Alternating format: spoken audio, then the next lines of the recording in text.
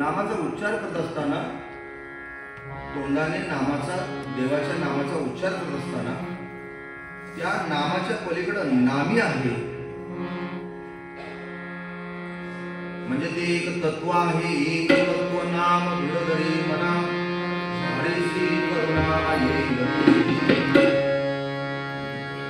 आणि ते नाम कसं आहे, माऊली म्हणतात हे नाम सोपे तुम्ही काही घ्या, काही घ्या. राम कृष्ण गोविंद, विठ्ठल विठ्ठल म्हणा, राम म्हणा, कृष्ण म्हणा, हरी म्हणा. राम कृष्ण गोविंद.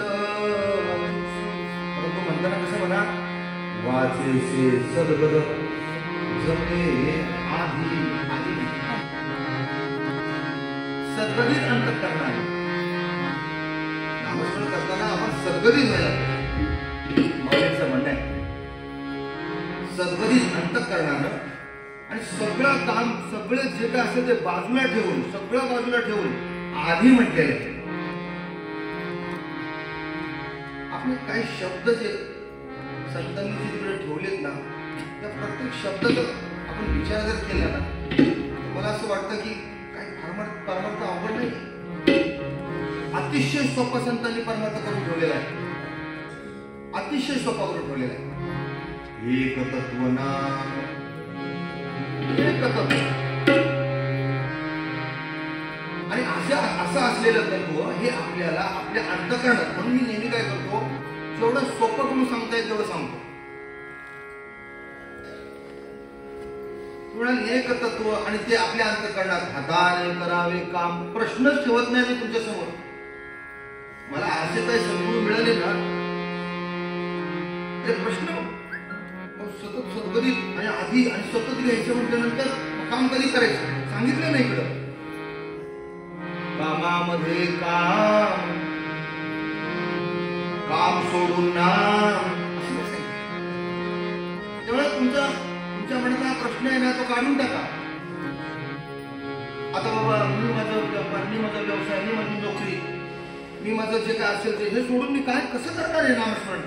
संतांनी सांगूनच ठेवलेलं आहे. बाई माझा स्वयंपाक असतो, सकाळी दोन्ही पानं असतं, ते सगळं ठेवून मी कसं करणार आहे?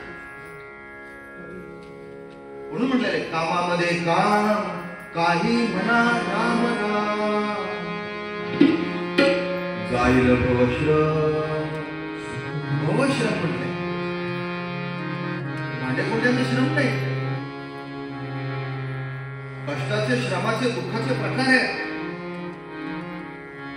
असं आपल्याला वाटतं की माझ्या तर डोक्यावर ना सगळ्या जगाचा भार आहे, अशी माणसं दुःख घेऊन चालतात. बाई माझ्या डोक्यावर किंवा बाबा माझ्या डोक्यावर, अशी आयुष्यभर माणसं अशी रडत रडत कसं तरी जगत असतात. म्हणजे सतत त्यांना ग्रासलेलं आहे. वास्तविक तसं काय नसतं. बैलगाडी पूर्वी चालायच्या, पूर्वी काय चालायच्या, बैलगाड्या. आणि त्या बैलगाडीच्या खालून पूर्वी इकडे खंदील, एका बाजूला खंदील असतो आणि दुसऱ्या बाजूला ते पहाटे गाडी निघायच्या 4-4:30 वाजता. आणि अशा परिस्थितीमध्ये तो खंदील एका बाजूला आणि ती गाडी, आणि त्या गाडीत माणसं, आणि त्याच्या खालून कोण चालतं, ते श्वान चालतं. बैल गाडी चालवतात आणि त्या गाडीच्या खालून तो श्वान चालतो. त्या श्वानाला काय वाटतं, गाडी कोण ओढतो? बोला ना, लक्षात आलं तुमच्या? गाडी ती बैल ओढत असतात, परंतु गाडीच्या खालून चाललेला जो श्वान आहे, त्या श्वानाला वाटतं गाडी मीच ओढतोय. हा त्याचा भ्रम आहे, हा त्याचा भ्रम आहे.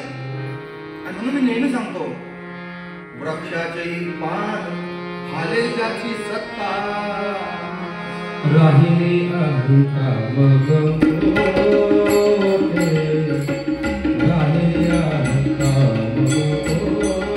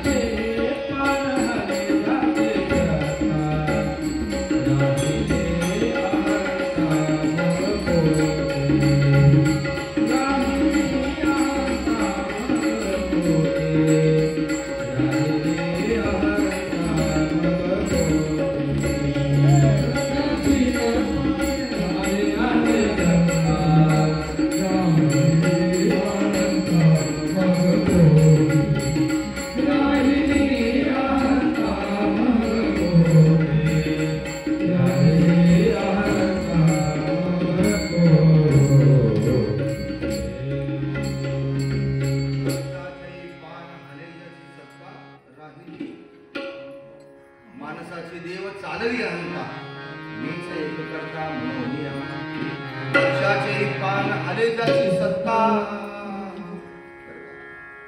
त्याच्या सत्तेनं वृक्षाचं पान, जर त्याची जर सत्ता नसेल तर वृक्षाचं पान हलू शकत नाही. म्हणून त्याची सत्ता म्हणजे ते एक तत्व आहे. हे मला तुम्हाला सांगायचं. एक तत्व म्हणजे काय? म्हणून हाताने करावे काम, मुखाने म्हणावे पॉइंट आहे. आणि मुखानं नाम म्हणत असताना अंतकरणात राम नाही. तिथंच आपलं गाडं अडतंय. आपण नाम घेतो, पण हृदयातल्या रामाला मात्र धरायला विसरतो. मग काय होतो? नाम कोणाचं? देवाचं. घेतो कोण? मी. हा जो मी आहे ना, हा मीच आपल्या परमार्थात आडवा येतो. आणि तो मोठा ब्रह्मघोषणा करतो. लक्षात ठेवा. म्हणून त्या मीला जर आपल्या परमार्थात किंवा आपल्या संसारात, तिथं म्हणेन की परमार्थातच काय, संसारात सुद्धा तो मी आला नाही पाहिजे. वास्तविक संसारात स्थूल आहे. आपल्या स्वतःला सायासानं करावा लागतो. तिथं तुम्ही म्हणाल कसं नाही येणार मी? पण ज्याला खरोखर आनंददायी जीवन जगायचंय, ज्याच्या जीवनामध्ये रामराज्य निर्माण करायचंय, ज्याच्या जीवनामध्ये विठोबाचे राज्य निर्माण करायचंय, विठोबाचे राज्य निर्माण करायचंय. विठोबाचे राज्य महानित्य दिवाळी.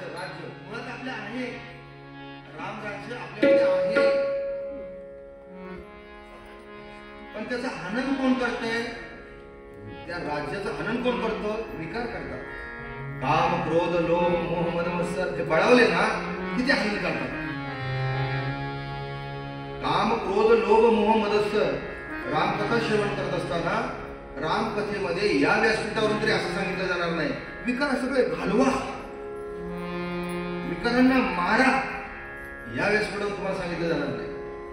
विकारांना बळावून देऊ नये.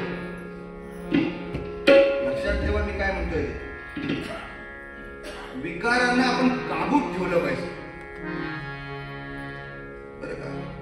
क्रोध घालवणारे, घालवू पाहणारे संपले तर तो क्रोध गेला नाही. काम घालवू पाहणारे, कामाला निस्तनाबूत करणारे ऋषीमुनींना जमलं नाही. काम, क्रोध, लोभ, मोह, मद, मत्सर वास्तविक हे विकार कधी होतात? त्याचं बळावले तर त्यांना आपण उगीच विकार म्हणतो. वास्तविक अंबादास महाराज विकार नाहीये. मग हे काय आहेत? त्या प्रेरणा आहे. भूक लागणं चांगले का वाईट आहे? जर भूकच नाही लागली, जर भूकच लागली नाही, मला सांगा, घरातले विचारतात का कालपासून तू जेवतच नाही? सकाळी नाही जेवली ठीक आहे, आता रात्री पण नाही जेवली तू, आता तरी जीव नाही हो, मला बिलकुल भूकच नाही, मला तिकडे बघवत नाही. तुझ्या आवडीची भाजी केली, बघ जरा त्या शेंगदाण्याचा कूट घातलाय, 2 घास खा, गरम गरम भाकरी आहे. नाही मला बघवतच नाही. 2 वेळा झाल्या, 4 वेळा झाल्या, 5 वेळा झाल्या, 7, आणि तिला बघवत, आणि तिला भूकच लागणार किंवा त्याला भूक लागणार. काय होईल? हे शरीर राहील. भूक लागणं ही प्रेरणा आहे. आपल्या आपल्या चेहऱ्यावर हसू येणं. काय काय लोक ना अशी मख्ख ना, एवढी गोरी गुमटी असतात, पण त्यांच्याकडे बघितल्यानंतर वाटतं की एखादा काळा मारा दिसायला गोरी, पांढरी शुभ्र, पण चेहऱ्यावर त्यांच्या ही प्रेरणा आहे. काय काय असे दुःखाचे प्रसंग घडतात, असे दुःखाचे प्रसंग घडतात. हा पाषाणासारखा, त्याच्यावर डोळ्यात पाणी नाही, याला काय असं नाही का, थोडस सांत्वनाचं ज्याला आपण म्हणतो, ते बोलता येत नाही, काहीच परिणाम नाही. डोळ्यातनं अश्रू येणे प्रेरणा आहे. तसा काम, क्रोध, लोभ पाहिजे. अरे लोभ नसेल तर तुम्ही नोकरीच करणार नाही. हे आमच्या इथं महाराज बसलेले आहेत, सचिन महाराज. हे आपल्या बायका मुलांचं पोटच भरणार नाही. ते मला म्हणते मला लोभ नाही. मला संतांनी, महाराजांनी सांगितले, नाना महाराजांनी, लोभ धरू नकोस. मग काय कर, नुसतं आपला हरिपाठ करत बस. तुझं बरं आहे बाबा, तू हवेवर जगशील, पण त्या बायका पोरांनी काय करायचं? म्हणून देवानं लोभ दिलाय, जास्त नाही पण थोडं तरी मिळालं पाहिजे. हे काय सांगतोय, हे हे हे लक्षात ठेवा. म्हणून हे विकार आड येतात ना, ते बळवल्यानंतर आड येतात. काम पाहिजे, पण तो कुठल्या अंगाने पाहिजे? प्रेमाच्या अंगाने पाहिजे. कामाचं रूपांतर आपल्याला प्रेमात करता आलं पाहिजे. क्रोधाचं रूपांतर आपल्याला शांतीत. क्रोध येतो, क्रोध नको कसा, क्रोध पाहिजे कुठं पाहिजे? पाहिजे कुठं? आपल्या सीमेवर. जर चीनी लोक जर अशी करून घुसत असतील तर तिथं क्रोध आला पाहिजे. नाहीतर जय राम श्रीराम श्रीराम जय राम तर तिथं करत बसला तो राम पण. पण घरात क्रोध, आपल्या बायकोवर क्रोध, आपल्या मुलांवर क्रोध, आपल्या अरे क्रोध एवढ्या फक्त खुश पाहिजे. सर्वांची गोष्ट तुम्हाला सगळ्यांना माहिती आहे, मी पण बऱ्याच वेळा सांगितली, खुश करायला पाहिजे. पण क्रोधाचं रूपांतर आपल्याला शांतीत करता आलं पाहिजे. आडवे येतात ना आपल्या नामस्मरणाला, प्रेम, शांती, समाधान, निरासक्ती, नम्रता आणि आदर, हे ह्या प्रेरणा आहेत. जसं काम, क्रोध, लोभ, मोह, मद, मत्सर याचं रूपांतर आपल्याला प्रेम, शांती, समाधान, निरासक्ती, नम्रता आणि आदर. आपण प्रत्येक वेळा आदरानं आपल्याला नम्रतेनं नकारलं पाहिजे. हे रामायण शिकवतो आपल्याला.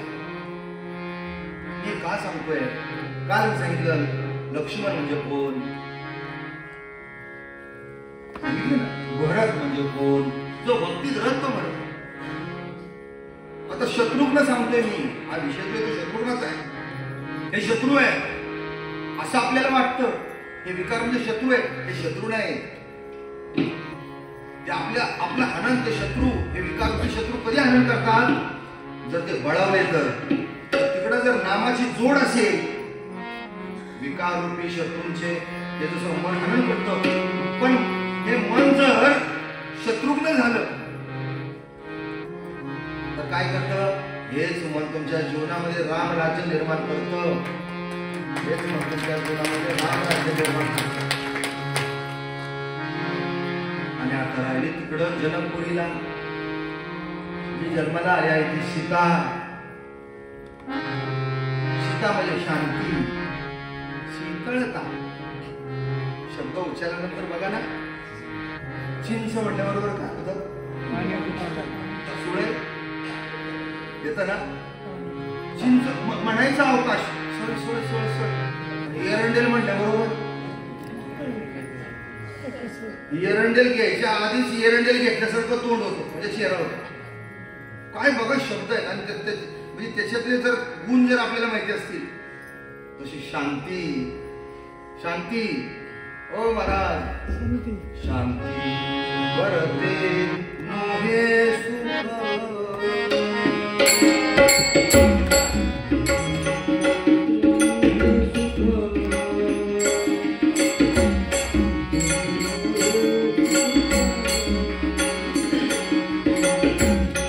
Oh